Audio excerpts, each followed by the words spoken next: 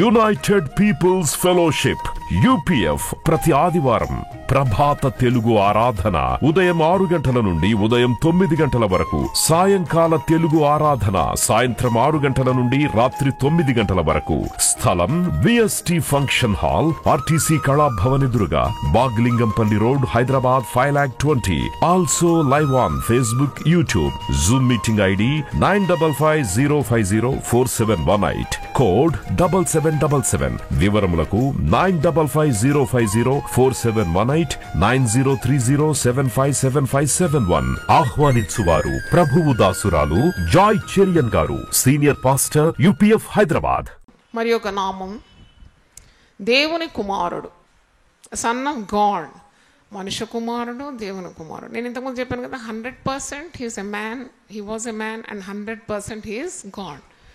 ఆ దేవుడే.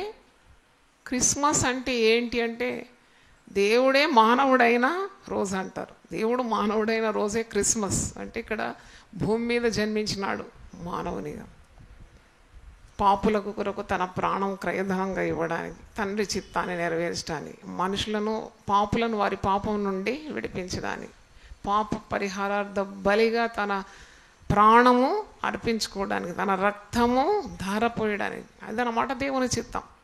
Plan of salvation, రక్షణ ప్రణాళికలో దైవ చిత్తాన్ని నెరవేర్చడానికి ఆయన మానవుడై వచ్చినాడు. ఆయన అసలు ఎవరు అంటే, ఆయన దైవ కుమారుడు. యేసు ప్రభు దైవ కుమారుడు, మర్చిపోకూడదు. మార్క్స్ వార్త 1:1 ఉంది, దేవుని కుమారుడైన యేసు క్రీస్తు సువార్త ప్రారంభము అని ఉంటుంది. మార్క్స్ వార్త 1:1 మీరు చదివితే, దేవుని కుమారుడైన యేసు క్రీస్తు సువార్త ప్రారంభము అంటే దేవుని కుమారుడు, దేవుని కుమారుడు. అందుకే మీరు మత్తయి సువార్త 16వ అధ్యాయం 15 నుండి 19 వచనాలు, మాథ్యూ 16:15-19 చదివినప్పుడు ఇక్కడ, మరి మీరైతే నేను ఎవడని చెప్పుకొనిచున్నారు అని వారిని అడుగుతాడు శిష్యులను. అప్పుడు కొందరు నన్ను ఇర్మియా అంటున్నారు, కొందరు బాప్తిసం ఇచ్చే యోహాన్ అంటున్నారు, కొందరు ఏలియా అని అంటున్నారు. మీరైతే మీరు ఏమని అనుకుంటున్నారంటే, పేతురు వెంటనే జవాబిస్తాడు కదా, నీవు సజీవుడవు దేవుని కుమారుడవైన క్రీస్తు అని చెప్పాను. అంటే అది ఒప్పుకోవాలన్నమాట. It's a confession that Jesus is the son of God, son of the living God. ఆ ఒప్పుకోలు ఎంత ప్రశంస, యేసుప్రభు యొక్క ప్రశంసను పొందుకున్నాడు ఆ రోజు అంటే మీరు చదవండి. అప్పుడు యేసుప్రభువు చాలా సంతోషిస్తాడు. సీమోన్ బర్యోనా, నీవు ధన్యుడవు, పరలోకమందున్న నా తండ్రి ఈ సంగతి నీకు బయలుపరిచినే కానీ నరులు నీకు బయలుపరచలేదు. సో హ్యాపీ అనమాట Jesus that God has revealed his true nature, true title to Peter. సజీవుడవు దేవుని కుమారుడు అనగానే ఆ ఒప్పుకోలు గురించి ఎంత ప్రశంస అంటే, నువ్వు పేతురు ఈ బండ మీద నా సంఘం కట్టుదు అంటాడు. ఆ బండ ఏంటంటే ఆయన ఒప్పుకోలు అన్నమాట. పేతురు యొక్క ఒప్పుకోలు అనే బండ మీద క్రీస్తు అంటున్నాడు, నేను సంఘాన్ని కడతాను. అంటే that should be our foundation. What is your a believers foundation? ఓ విశ్వాసి యొక్క పునాది ఏంటంటే, యేసు క్రీస్తు సజీవుడైన దేవుని కుమారుడని హృదయమందు విశ్వసించడమే. అదే బండ అన్నమాట. ఆ బండ మీద దేవుడు కట్టుకుంటూ వస్తాడు. ఇక ఇట్స్ ఎ బ్యూటిఫుల్ స్ట్రక్చర్ కట్టేస్తాడు, నీ ఆత్మీయ జీవితాన్ని కట్టేస్తాడు. నీకు అసలు అట్లా నమ్మకమే లేకుంటే దేవుడు ఏ భవనం, ఏ మరి కట్టలేడు కదా. పునాది లేకుండా ఏం కట్టలేము. పునాది ఏంటంటే యేసు క్రీస్తు దేవుని కుమారుడని మన యొక్క విశ్వాసం అనమాట. దేవుని దట్ ఈస్ అవర్ ఫౌండేషన్. హల్లెలూయా చెప్తారు ఒకసారి. ఆయన మనుష్య కుమారుడుగా ఈ లోకానికి వచ్చాడు, కానీ ఆయన ఎవరంటే సజీవుడకు దేవుని కుమారుడు. అందుకే తను ఎందరు అంగీకరించరో వారికి అందరికీ దేవుని కుమారులకు ఆయన ఏమి ఇచ్చినాడు? అధికారం. చప్పట్లు కొట్టి దేవుని స్తుతిద్దాం. యేసుప్రభు మాత్రమే దేవుని కుమారుడని కాదు, ఆయన కుటుంబంలోకి జన్మించిన వారందరూ దేవుని కుమారులు అయిపోతున్నారు అన్నమాట. అంటే యేసుప్రభు మనకు పెద్దన్న అయిపోయినాడు, ఇట్స్ అ బిగ్ బ్రదర్. ఆయన దేవుని కుమారుడు. మనము యేసుప్రభుని విశ్వసించినందుకు మనం కూడా ఏమైపోతున్నాం? దేవుని పిల్లలం అయిపోతున్నాం. అంటే యేసుప్రభు యొక్క సహోదరులం అయిపోతున్నాం, సహోదరులం అయిపోతున్నాం. One family. అందుకే చూడండి, ఎవరైనా సాక్ష్యం చెప్తే అందరు సంతోషిస్తారు కదా. నేను అక్కడ కూర్చొని అనుకున్నా, చూడండి, ఒక దేవుని కుటుంబంలో ఒక వ్యక్తి మారుమనసు పొంది సాక్ష్యాన్ని నిలబడితే ప్రతి హృదయంలో ఏం కలుగుతుంది? సంతోషం. ఎందుకంటే అబ్బా ఒక క్రొత్త వ్యక్తి దేవుని కుటుంబంలో వచ్చేసినాడు. పాపము, అంధకారం, విగ్రహారాధన వదిలిపెట్టి నిజదేవుడు, సత్యదేవుడు, జీవము గల దేవుని కుమారుడుగా మారిపోయినాడంటే అందరికీ సంతోషం. ఒక్క పాపి మారు మనసు పొందితే పరలోకంలో ఎలాంటి సంతోషం అంటే మహా సంతోషం అని వాక్యంలో ఉంది. మారు మనసు అక్కర్లేని 99 నీతిమంతుల కంటే మారు మనసు పొందిన ఒక్క పాపి విషయం పరలోకంలో గొప్ప సంతోషం. దేవునికి స్తోత్రం, హల్లెలూయా. కాబట్టి ఇది గొప్ప ఒప్పుకోలు. ఆయన సజీవుడైన దేవుని కుమారుడైన క్రీస్తు. కానీ సాతానుడు ఎప్పుడు కూడా మనకు అనుమానాన్ని పుట్టిస్తాడు. నీకు అనుమానం వచ్చిందంటే అది దేవుని దగ్గర నుండి కాదు. దేని విషయమైనా నీ హృదయంలో ఏదైనా అనుమానం, క్వశ్చన్ మార్క్ వచ్చిందంటే అది ఎప్పుడు దేవుని యొద్ద నుండి కాదు. ఎవరి దగ్గర ఉండేది? సాతాను. అందుకే నేను చెప్పిన క్వశ్చన్ మార్క్ కూడా పాము ఆకారంలో ఉంటుంది. పడగ విప్పిన పాములాగా ఉంటుంది కదా క్వశ్చన్ మార్క్. అనుమానం అక్కడ నుండి వస్తుంది అన్నమాట. ఏమి అనుమానం అంటే ఆయన దేవుని కుమారుడా? ఆయన దేవుని కుమారుడు ఎట్లయితాడు అంటే దేవునికి ఏదైనా కుటుంబం ఉందా? దేవునికి ఏదైనా భార్య ఉందా? దేవుడు మనకు అన్నాడా? ఇలాంటివన్నీ కూడా అనుమానం తీసుకొస్తాడు. అట్లాంటి అనుమానం ఏమొద్దు, విశ్వసించాలి అంతే. వాక్యంలో ఏది చెప్తే అది నమ్మాలి. అందుకే మనం విశ్వాసులమని పిలువబడుతున్నాం. మనము వాక్యం చెప్తుంది, మనం నమ్ముతున్నాం, విశ్వసిస్తున్నాం. విశ్వాసము కానిదేదో అది ఏమవుతుందట? పాపం అయిపోతుందట. కాబట్టి నమ్మాలంటే దేవుని మాటలు నమ్మాలి. ఇప్పుడు సాతానుడు ఏమని అడుగుతున్నాడు? యేసు ప్రభు ఉపవాసము 40 రోజులు చేసిన తర్వాత ఆకలి అవుతుంది కదా, యేసు ప్రభుకు ఆకలి అయిందని మనం ఇంతకుముందు చదివినాము. అప్పుడు శోధకుడు వస్తాడు ప్రభు దగ్గరికి వచ్చి, మత్తయి సువార్త 4:3 ఉంది. ఆ శోధకుడు ప్రభు దగ్గరికి వచ్చి ఏమంటున్నాడు?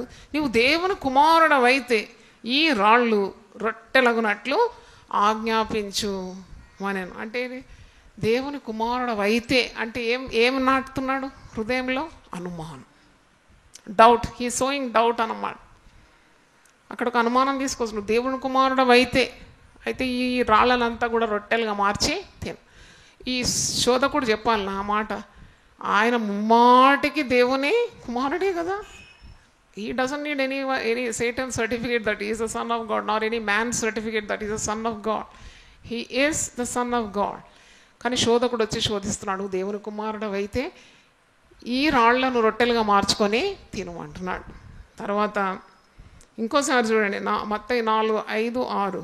అంతటా అపవాది పరిశుద్ధ పట్టణమునకు ఆయనను తీసుకొని పోయి దేవాలయ శిఖరమున ఆయన నిలవబెట్టి, నీవు దేవుని కుమారుడవైతే, ఇది అండర్లైన్ చేసుకోవాలా మీ బైబిల్లో, నీవు దేవుని కుమారుడవైతే ఈ రాళ్లను రొట్టెలుగా మార్చి తిను. నువ్వు దేవుని కుమారుడవైతే నీవు ఈ పర్వత శిఖరం నుండి క్రిందికి దుముకు, ఆయన నిన్ను గూర్చి తన దూతలకు, అంటే దేవుని కుమారుడవైతే అని ఒక అనుమానాన్ని తెస్తున్నాడు.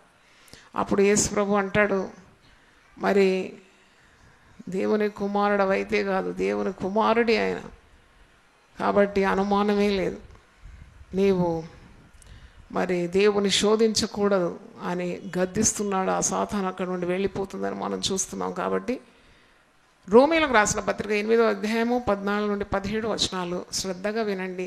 రోమన్స్ 8:14-17. దేవుని ఆత్మచేత ఎందరూ నడిపింపబడుదురో వారందరూ దేవుని కుమారులై ఉందరు. దేవుని స్తోత్రం, హల్లెలూయా. నాకు ఈ మాటనే నన్ను మార్చేసింది. సేవా జీవితంలో నన్ను ధైర్యం ఇచ్చి నిలబెట్టింది అంటే ఈ మాటలే. యేసు ప్రభువును ధరించుకున్న వారి అన్నమాట. దాంట్లో ఇక స్త్రీ అని, పురుషుడని, గ్రీసు దేశస్తుడని, హెల్లెనీయుడని, దాసుడని, స్వతంత్రుడని ఏ భేదమో లేదు. అది కూడా పౌలే అన్నాడు కదా, గలతీలకు రాస్తూ పౌలు భక్తుడు అంటాడు, గలతీ 3:28 ఒకసారి చూడండి. యేసు ప్రభు దేవుని కుమారుడని విశ్వసించిన వారు అందరూ ప్రభువులో కుమారులై ఉన్నారు. గలతీ 3:27-28 చదువుతున్నారు. యేసుక్రీస్తునందు మీరందరూ విశ్వాసం వల్ల దేవుని కుమారులై ఉన్నారు. క్రీస్తులోనికి బాప్తిసం పొందిన మీరందరూ క్రీస్తును ధరించుకొని ఉన్నారు. ఇందులో యూదుడని, గ్రీసు దేశస్తుడని లేదు, దాసుడని, స్వతంత్రుడని లేదు, పురుషుడని, స్త్రీ అని లేదు. యేసుక్రీస్తునందు మీరందరూ ఏకముగా ఉన్నారు. చప్పట్లు కొట్టి దేవుని స్తుతిద్దాం.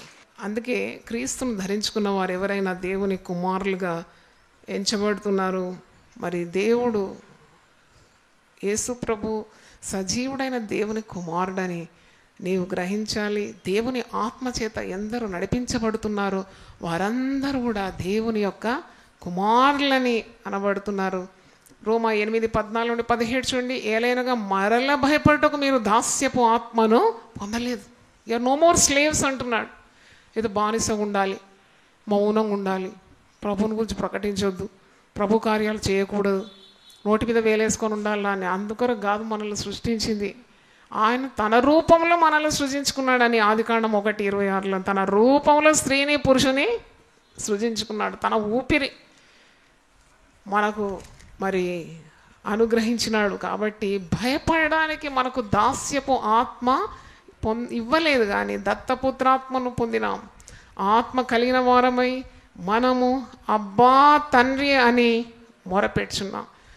పురుషులు తండ్రి అని మొరపెడుతున్నారు, స్త్రీలు కూడా ఏమని పిలుస్తున్నారు?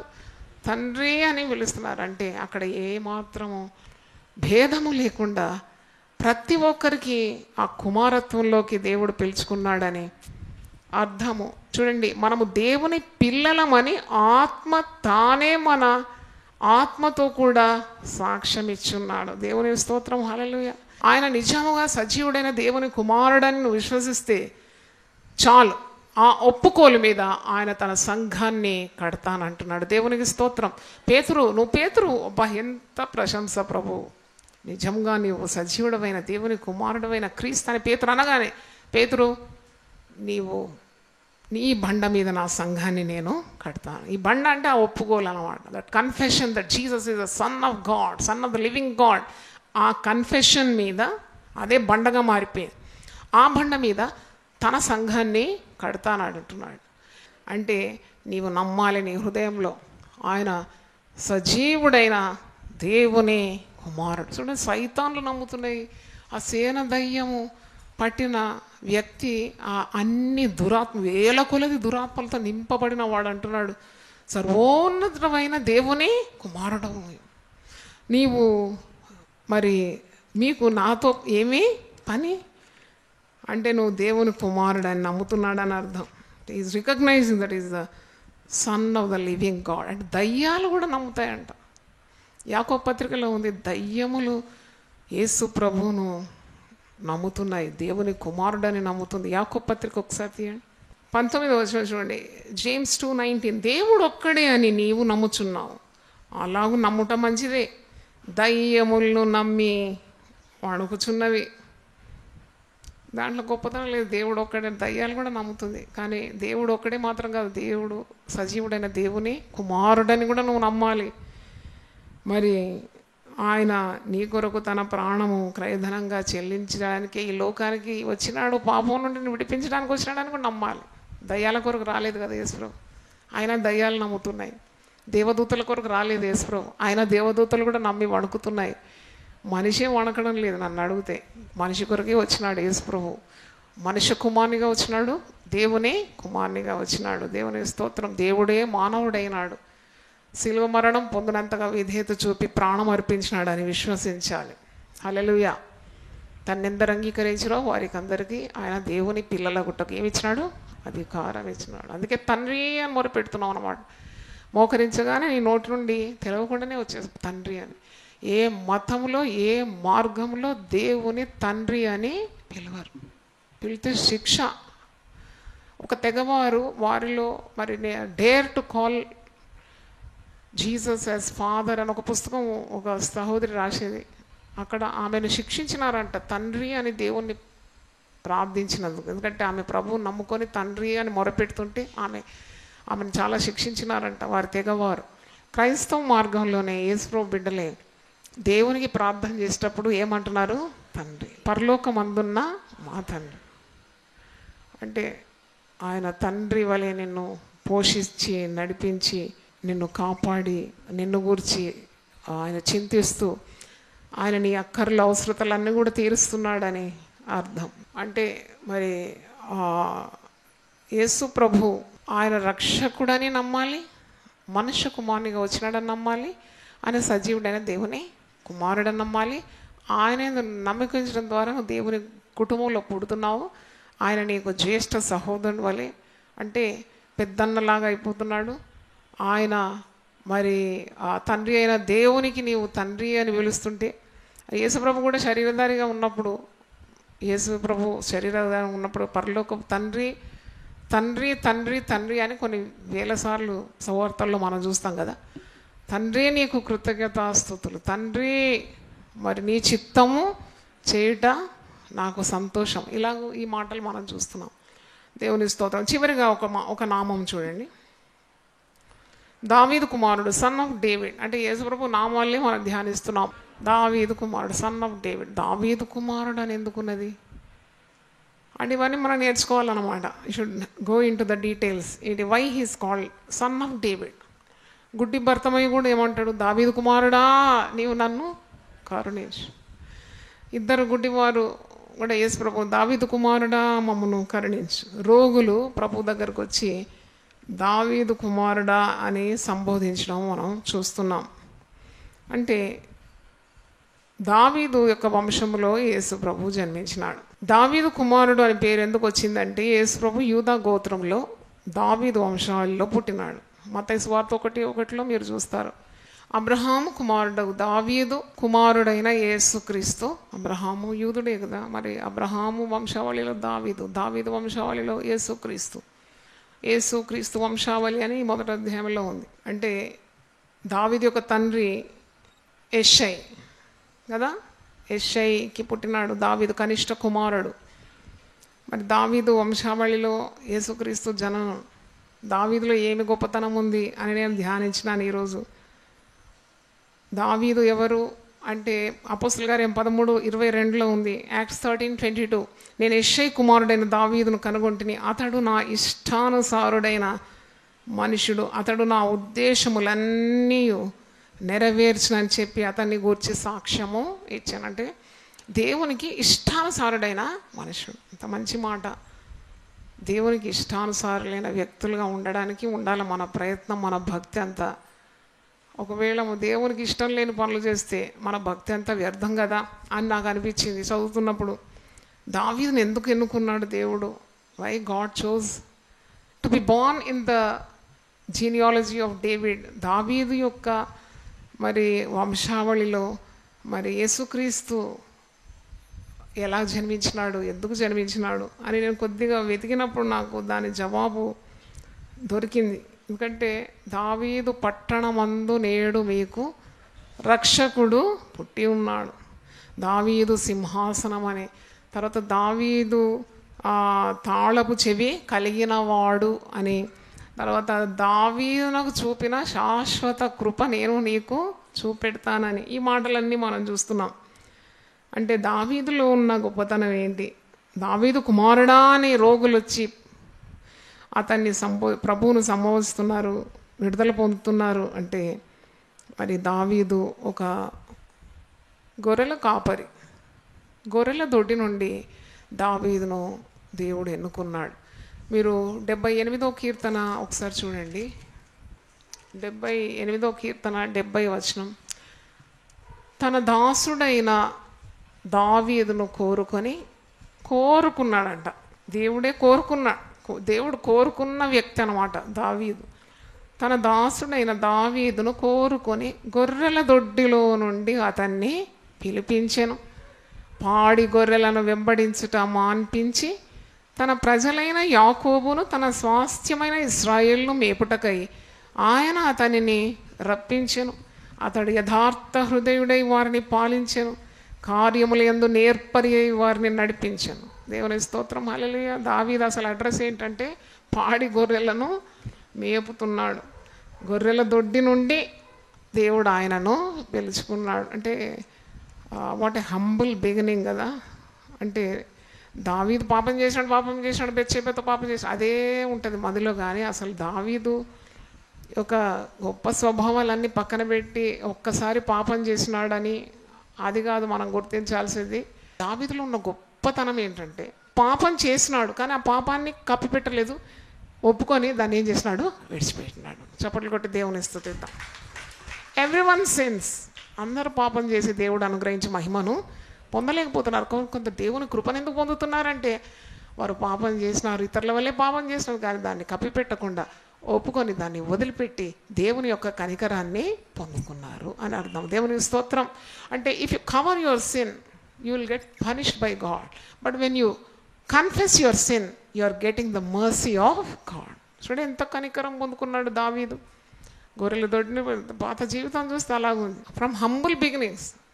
మహారాజు అయిన తర్వాత కొద్దిగా గర్విష్ఠుడైనాడు, పాపం చేసినాడు. కానీ ఆ పాపం నాతాను ప్రవక్త వచ్చి గద్దిస్తున్నప్పుడు ఒప్పుకున్నాడు, నేను పాపం చేసినాను. పాపానికి వచ్చిన చేదు ఫలం జీవితాంతం యుద్ధాలు చూసినాడు, కుటుంబంలో అశాంతిని చూసినాడు. సొంత కొడుకే కన్న కుమారుడు అబ్షాలోము తిరుగుబాటు చేస్తున్నాడు, తన ప్రాణాన్ని వేటాడుతున్నాడు. ఇవన్నీ ఎదుర్కొన్నాడు, పాపంకి వచ్చే చేదు ఫలాన్ని అంతా ఎదుర్కొన్నాడు జీవితంలో. అయినా దేవుడు దావీదుకు శాశ్వతమైన కృపను చూపినాడంట. దేవునికి స్తోత్రం, హల్లెలూయా. అంటే పాపాన్ని క్షమించినాడు. మరెన్నడూ దావీదు పాపం చేయలేదంట. బెత్షెబా విషయంలో తప్ప మరి ఇంకా దేని విషయంలో కూడా దావీదు పాపం చేసినట్లేదు. పైగా 71 కీర్తనలు రాసినాడు. 150 కీర్తనలు. దావీదు రాసిన కీర్తనలు ఎన్నండి? 71. అంటే కొన్ని ఆసాపు కీర్తన, మరి కోరహు కుమారులు రచించిన కీర్తన, ఇవన్నీ ఉన్నాయి. 71 కీర్తనలు దావీదు దేవునితో ఉన్న సన్నిహిత సంబంధం. అంటే ఒక్కసారి అలా పాపం చేసినాడు, తిరిగి పాపం చేసి దూరం పోలేదు దేవునికి, మళ్ళా ఇంకా దగ్గర అయిపోయినాడు. పాప క్షమాపణ పొందుకున్నాడు, దేవుని కనికరం పొందుకున్నాడు. దేవునితో ఉన్న మరి బంధం పోగొట్టుకోలేదు. 3 సార్లు ప్రార్థన చేసేవాడు దావీదు. ఉదయము, మధ్యాహ్నము, సాయంకాలం 7 మార్లు దేవునికి స్తుతి చెల్లించేదట. తర్వాత కీర్తనలు, దాంట్లో స్తుతి ప్రార్థన ఉంటుంది, ఆయన అనుభవాలు, దేవునితో ఉన్న దగ్గర బంధం. మరి దావీదు 2 సమూయేలు 7వ అధ్యాయం 18వ వచనం చూడండి. దావీదు ప్రార్థన ఇక్కడ ఉన్నది. 2 Samuel 7 chapter 18th verse. He prays to God. ఏమని ప్రార్థన చేస్తున్నాడు చూడండి. 2 సమూయేలు 7వ అధ్యాయం 18 నుండి మీరు ఇంటికి వెళ్ళి చదవండి, చాలా బాగుంది ప్రార్థన. Prayer of David. 2 Samuel 7 chapter 18-19 నేను దావీదు రాజు లోపల ప్రవేశించి యెహోవా సన్నిధిని కూర్చోండి ఇలాగున మనవి చేశాను, నా ప్రభువా యెహోవా, ఇంతగా నీవు నన్ను హెచ్చించుటకు నేనెంతటి వాడను. అట్లా ఎవరన్నా ప్రార్థన చేస్తారా? మీలో ఎవరన్నా ప్రార్థన చేయమంటే మీరు ఎంత గొప్పోళ్ళో చేసి చెప్పుకుంటారు. దేవా నేను అది చేసినాను, ఇది చేసినాను. అది గొప్పలు ఎప్పుడు మన నోటి నుండి రాకూడదు అన్నమాట. నీ నోరు కాదు, ఎవరు పొగడాలా నిన్ను? అన్యుడు పొగడాలా నిన్ను. ఇక్కడ దావీదు ప్రార్థనలో చూడండి, నా ప్రభువా యెహోవా, ఇంతగా నీవు నన్ను హెచ్చించుటకు నేను ఏ పాటి వాడను, నా కుటుంబము ఏ పాటిది. అలా నువ్వు అన్నావు ఎప్పుడన్నా? మా కుటుంబం చాలా గొప్పదండి, మా కుటుంబాల్లో గొప్ప గొప్ప బిషప్పులు ఉన్నారు, గొప్ప పాపర్లు ఉన్నారు, వాళ్ళు ఉన్నారు, వీళ్ళు ఉన్నారు అని చెప్పుకుంటావు. కానీ ఎప్పుడన్నా అంటావా దావీదులాగా నేను ఏ పాటి వాడను, నా కుటుంబం ఏ పాటిది? ఇంత హెచ్చుగా చేసినంతయు నీ దృష్టికి కొంచెమే. మానవుల పద్ధతిని బట్టి బహుకాలం జరిగిన తర్వాత నీ దాసుడైన నా సంతానమునకు కలగబో దాన్ని గూర్చి నువ్వు సెలవిచ్చి ఉన్నావు. యెహోవా నా ప్రభువా, దావీదను నేను ఇక నీతో ఏమి చెప్పుకొందును? యెహోవా నా ప్రభువా, నీ దాసుడైన నన్ను నీవు ఎరిగి ఉన్నావు. నీ వాక్కును బట్టి నీ ఇష్టానుసారంగా ఈ ఘనకార్యములను జరిగించి నీ దాసుడకు నాకు దీన్ని తెలియజేసినావు. కాబట్టి దేవా యెహోవా, నీవు అత్యంతమైన ఘనత గలవాడు, నీ వంటి దేవుడు ఒక్కడును లేడు. మేము వినిన దాన్నంతటిని బట్టి చూడగా నీవు తప్ప దేవుడు ఎవ్వడును లేడు. దేవుడు తప్ప, నిజమైన దేవుడు, ఈ దేవుడు తప్ప ఇంకో దేవుడు లేడు. దావీదు కూడా అన్నాడు, 1000 సంవత్సరాల ముందే అన్నాడు. ఇంకో మాట అంటాడు ఇక్కడ చూడండి 28. యెహోవా నా ప్రభువా, మేలు దయచేయుడవని నీవు నీ దాసుడవైన నాకు సెలవిచ్చుచున్నావే. నీవు దేవుడవు గనుక నీ మాట సత్యం. ఎంత మంచి పదం కదా. ప్రార్థనలు ఇవన్నీ వాడాలి. దావీదులో ఇలాంటి స్వభావం మనం చూస్తున్నాం. నేను ఏ పాటి వాడను, నా కుటుంబం ఏ పాటిది, నేను ఎంతటి వాడను, నీ ప్రేమ నీ కృప నేను పొందడానికి అనర్హుడను. ఆయన నీవు నన్ను కనికరించినావు అంటే అంతగా తగ్గించుకోండి. దేవుడు కనుక నీ మాట సత్యం. దావీదులో ఇలాంటి పవిత్రం ఉంది. అందుకే దావీదు వంశావళిలో యేసు ప్రభు జన్మించినాడు. దేవుని స్తోత్రం, హల్లెలూయా. యథార్థంగా ఉన్నాడు. పాపం చేస్తే ఒప్పుకొని దాన్ని వదిలిపెట్టినాడు. నేను చేయలేదు, నేను పెద్ద పరిశుద్ధున్నాను అనలేదు, చేసినానయ్యా పాపం, తప్పు క్షమించుకో.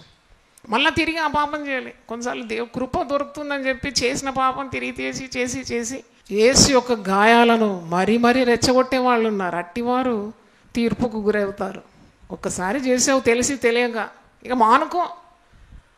చెప్పిందే చెప్పి చేసిందే చేసి పాపం చేస్తున్నావు, మళ్ళా ప్రార్థన చేస్తున్నావు, మళ్ళా పాపం చేస్తున్నావు, మళ్ళా అంటే దేవుని భయం బొత్తిగా లేదని అర్థం అన్నమాట. కానీ దావీదు కుమారుడు అని అంత ఘనత, యేసు ప్రభు పేరే దావీదు కుమారుడుగా పిలువబడ్డాడంటే తప్పకుండా మరి దావీదు దేవునికి ఇష్టానుసారుడైన మనుషుడైనందుకే దేవుని ఉద్దేశాలన్నీ ఏం చేసినాడట, సఫలపరిచినాడట. దేవుని ఉద్దేశాలు సఫలపరుస్తున్నాను నేను, మనమందరం. దేవుని ఉద్దేశాలన్నీ నాకు బయలుపరచు. I want to show 100% obedience. నువ్వు ఏం చెప్తా చేస్తా, ఏం చెప్తా, ఊపిరి ఉన్నంత వరకు నీ సేవ చేస్తా, నువ్వు ఏం చేయమంటే చేస్తా ప్రభు అని ప్రార్థన చేశాను. అది ఇది అనడం కాదు, నీ ఉద్దేశాలన్నీ నా జీవితంలో నేనేం చేస్తాను సఫలపరుస్తాను. ఆ కమిట్మెంట్ ఉందా? దావీదులో అది ఉంది. అందుకే దేవుడే సర్టిఫికేట్ ఇస్తున్నాడు. దావీదు గురించి ఏ మానవుడు ఇవ్వలేదు సర్టిఫికేట్. ఎవరు ఇస్తున్నారు సర్టిఫికేట్? దేవుడు ఇస్తున్నాడు. ఇదిగో నా ఇష్టానుసారుడైన మనుషుని నేను కనుగొంటిని, ఇతడు నా ఉద్దేశములన్నీ సఫలపరచును. దేవుని స్తోత్రం. అందుకే దావీదు లాంటి దేవునికి ప్రియమైన స్వభావం నీకుంటే నీ వంశంలో నుండి వస్తారు రాజకుమారులు. దేవుని స్తోత్రం, హల్లెలూయా. నీ వంశంలో నుండి వస్తారు సమాజాన్ని ఉద్ధరించేవారు, సంఘాలు కట్టేవారు, సంఘ స్థాపకులు, దేవుని కొరకు ఘన విజయాలు సాధించేవారు, లోకాన్ని తలక్రిందులు చేసేవారు నీ కడుపులో నుండి ఉద్భవిస్తారని నేనైతే నమ్ముతున్నాను. దేవుని స్తోత్రం. ఎందుకంటే చూడు, మరి దావీదు వంశంలో పుట్టినాడు కదా యేసు ప్రభు. మరి ఏ వంశంలో పుట్టలేదు ఎందుకు అంటే దావీదు దేవునికి ఇష్టానుసారుడైన వ్యక్తి. దావీదు దేవునికి హృదయానుసారుడని మరి ఒక చోట ఉంది. దావీదు దేవుని ఉద్దేశాలన్నీ సఫలపరిచేవాడు. కాబట్టి అలాంటి గౌరవం, దావీదు కుమారుడా, దావీదు తాళపు చెవులు కలవాడా, దావీదు యొక్క సింహాసనం మీద కూర్చుండువాడా అని ఎంత గొప్ప మరి పేరు మనం చూస్తున్నాం. యెషయా మొద్దు నుండి చిగురు పుట్టును, వారి వేరు నుండి అంకురము ఎదిగి ఫలించును. అదే యేసు ప్రభు అని మనకు అర్థమవుతుంది. దేవుని స్తోత్రం. మరి దావీదు వంశములో పుట్టిన యేసుక్రీస్తు ద్వారా సమస్త వంశములు ఆశీర్వదింపబడింది. దేవుడు అబ్రహాముకి ఇచ్చిన వాగ్దానము మరి దావీదు వంశంలో పుట్టిన యేసుక్రీస్తు ద్వారా నెరవేర్చినట్లు మనం చూస్తున్నాము. దేవునికి స్తోత్రం, హల్లెలూయా. అంటే దాని అర్థం ఏంటంటే అన్ని ఆశీర్వాదాలు, what ever the blessings comes from a humble heart అన్నమాట. ఒక తగ్గింపు నుండే గొప్పతనం వస్తుందని మనం నేర్చుకోవాలి. నజరేత్ ఎలాంటిది అంటే, నజరేత్ గొప్ప పట్టణం, అద్దాల బంగ్లాలు ఉండే పట్టణం లేకుండా అందాల పట్టణం అని కాదు. అది కుగ్రామము, అది పాపంతో నిండిన వ్యక్తులు, చీకటి ప్రదేశము, లంచగొండలు, అక్రమస్తులు, దుర్మార్గులు, వ్యభిచారులు ఉండే స్థలంలో యేసు ప్రభు పెరిగినాడు. పెరిగి పెద్దవాడైన తర్వాత నజరేయుడకు యేసు అన్నప్పుడు ఆ నజరేతుకు ఏం కలిగింది? ఘనత లభించింది. అలాగే చూడండి, ఇట్ ఇస్ నథింగ్నెస్ నుండి ఎవ్రీథింగ్ ఈజ్ కమింగ్. ఆ పాపంతో నిండిన ప్రదేశంలో పరిశుద్ధుడు జన్మించినాడు. అలాగే మనం కూడా పాపములో ఉన్నవారిని రక్షకునిగా యేసుప్రభును హృదయంలో స్వీకరించినప్పుడు మనకు ఘనత లభిస్తుంది. ఆ ఘనతతో నీవు అతన్ని ఘనపరిచినప్పుడు నీ వంశంలో నుండి గొప్పవారు పుడతారని వాగ్దానం ఉంది. దావీదు కుమారుడని ఆయనకు పేరు. అలాగే మనుష్య కుమారుడు, దేవుని కుమారుడు అనే నామాలు కూడా ధ్యానించినాం. అంటే అక్కడ కూడా తగ్గింపే చూస్తున్నాం. ఎందుకంటే దేవుని కుమారుడు ఏ కుమారుడైనాడు? మనుష్య కుమారుడైనాడు. తగ్గింపు 4 నామాల్లో మీరు చూసి తగ్గింపే చూస్తారు. తండ్రితో కూర్చునే భాగ్యాన్ని విడిచిపెట్టకూడని భాగ్యాన్ని వదిలిపెట్టి మానవ అవతారిగా వచ్చినాడంటే అక్కడ ఏమున్నది? తగ్గింపు. దేవుడు ఎలాగ తగ్గించుకున్నాడు? యేసుక్రీస్తు ఎలాగా మనుష్య కుమారునిగా పుట్టినాడు? యేసుక్రీస్తు ఎందుకు ఈ లోకానికి వచ్చినాడు? పాపంలో ఉండేవారిని విమోచించడానికి. నేను పాపిని, నా కొరకు వచ్చినాడు యేసు ప్రభు. తాను రిక్తుడైపోయినాడు. ఆ దేవుని కుమారుడు మనుష్య కుమారుడైనాడు. 33.5 సంవత్సరాలు శరీరధారిగా ఈ లోకంలో ఉన్నాడు. కష్టాలు అనుభవించినాడు, ఆకలి అనుభవించినాడు, దప్పిక అనుభవించినాడు, లేమి అనుభవించినాడు. నక్కలకు బొరియలున్నాయి, ఆకాశ పక్షులకు గూళ్ళున్నాయి, కానీ మనుష్య కుమారునికి ఏం లేదట, తలవాల్చటం కూడా స్థలం. కానీ ఆ నామంలో ప్రార్థన చేసినప్పుడు నీకు ఇల్లు, వాకిళ్ళు, మిద్దెలు, మేడలు, బంగ్లాలు కూడా వస్తుంది ఆ పేరట ప్రార్థన చేసినప్పుడు. ఆయనకు లేకుండింది ఒక ఇల్లు, ఆయనకేం ప్రశస్త వస్త్రాలు ఏం లేకుండింది. ఆయన సిలువలో వేలాడే ఆ యొక్క చిత్రం మనం చూసినప్పుడు అసలు ఏముంది, ఒంటి మీద బట్ట కూడా లేదు, ఒక నడికట్టు మాత్రమే ఉంది కదా. అంటే ఎంతగా తగ్గించుకున్నాడు, ఎంతగా రిక్తుడైపోయినాడు. కానీ అన్ని నామముల కంటే పైన ఈ నామం అందే రక్షణ. మరి ఏ నామంలో రక్షణ లేదు? అన్ని నామముల కంటే పై నామం. ఇక దేవుడే లేడు, ఆయనే దేవుడు. ఆయన ముందే చెప్పినాడు, నేనే దేవుడను, మరి ఏ దేవుడు? నా ఎదుట ప్రతి మోకాలు వంగుతుంది, ప్రతి నాలుక నన్ను మహిమపరచు. ఇవన్నీ ముందే చెప్పి, అందుకే సర్వలోకంలో సువార్త చాటింపబడుతుందంట. ఇది అంతిమ దినాల్లో మనం ఉన్నాం, గమనించాలి. ఇవన్నీ యేసు ప్రభువు 2015 సంవత్సరాల ముందే ఆయన శరీర మనుష్య కుమారునిగా వచ్చినప్పుడు చెప్పిన మాటలన్నీ నెరవేరుతున్నాయి. యుద్ధములు, భూకంపములు, రాజ్యం మీదకి రాజ్యము, కరువు, కాటకము, క్రొత్త రోగాలు, భూకంపాలు, సునామీలు, ఇవన్నీ యేసు ముందే చెప్పినాడు. అవన్నీ నెరవేరుతుంది. ఇంకా దేవుని భయం లేకుంటే నష్టపోయేది నీవే, నరకపాత్రుడు అయ్యేది నీవే. కాబట్టి వెంటనే ప్రభువుకు లోబడాలి, ప్రభు నామంలో మోకరించాలి, ప్రార్థన చేయాలి, విడుదల పొందాలి. దేవుని స్తోత్రం, హల్లెలూయా. అన్ని నామముల కంటే పై నామం, ప్రతి మోకాలు వంగే నామం, ప్రతి నాలుక మహిమపరిచే పరిశుద్ధమైన నామాన్ని మనకు ధరింపజేసి దేవుని కుమారులై ఉండుటకు ఆధిక్యత ఇచ్చినాడు. చప్పట్లు కొట్టి దేవుని స్తుతిద్దాం. ప్రభు నీ పరిశుద్ధ నామమున స్తోత్రం తండ్రి. ఎన్ని నామములతో కొనియాడినా తక్కువే ప్రభు, వేల కొలది నామాలు లేకుండా ప్రభు. వివరించడానికి మా నాలుక చాలదు నాయన. దేవుని వాక్యం టీవీ ద్వారా విన్న వారిని గొప్పగా ఆశీర్వదించండి. సంఘానికి వచ్చిన బిడ్డలందరినీ దీవించండి నాయనా. నీకు స్తోత్రం. నీ తగ్గింపు, నీ సౌమ్యత, నీ సాత్వికము మాకు ధరింపజేయమని ప్రార్థిస్తున్నాను. గొప్ప కార్యాలు చేయండి, ప్రతి కుటుంబాన్ని ఆశీర్వదించండి. నీవు తండ్రి మరి నజరేయుడవు యేసని, మనుష్య కుమారుడవని, దేవుని కుమారుడవని, దావీదు కుమారుడవని నిన్ను కొనియాడి మేము స్తుతిస్తున్నాం. ఈ వాక్యం విన్న ప్రతి ఒక్కరిని ఆశీర్వదించండి. యేసు నామములో అడిగి వేడుకుంటున్నాను. యునైటెడ్ పీపుల్స్ ఫెలోషిప్ యూపీఎఫ్ ప్రతి ఆదివారం ప్రభాత తెలుగు ఆరాధన ఉదయం 6 గంటల నుండి ఉదయం 9 గంటల వరకు, సాయంకాల తెలుగు ఆరాధన సాయంత్రం 6 గంటల నుండి రాత్రి 9 గంటల వరకు. స్థలం VST function hall, RTC Kalabhavan ఎదురుగా, Baglingampally road, Hyderabad 5,20,000. Also live on Facebook, YouTube. Zoom meeting ID 9550504718, code 7777. వివరములకు 9550504718, 9030757571. ఆహ్వానించువారు ప్రభువు దాసురాలు జాయ్ చెరియన్ గారు, సీనియర్ పాస్టర్, యూపీఎఫ్ హైదరాబాద్.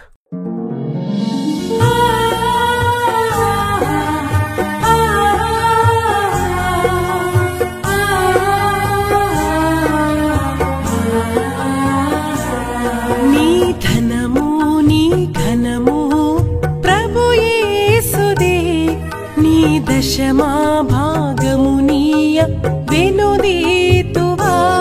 నీ ధనము నీ ఘనము ప్రభు యేసుదే, నీ దశమా భాగమునీయ వెనుదీతువా. ధరలోన ధనధాన్యములనీయగా కరుణించి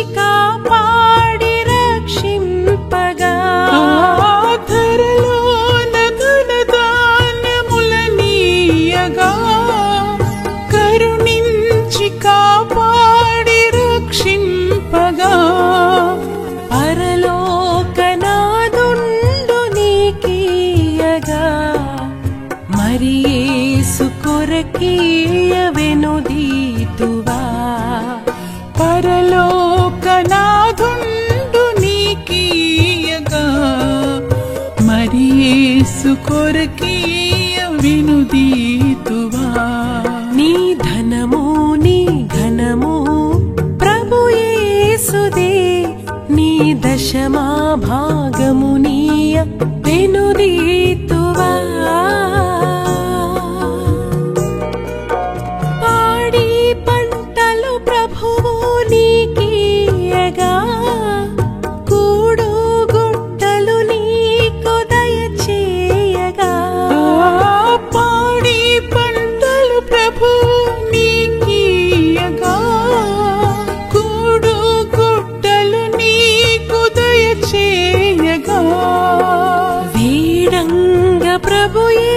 సునామంబును గడువేల ప్రభుకీయను క్రైస్తవా వేడంగ ప్రభు సునామంబును గడువేల ప్రభుకీయను క్రైస్తవా నీ ధనము నీ ఘనము ప్రభు యేసుదే నీ దశ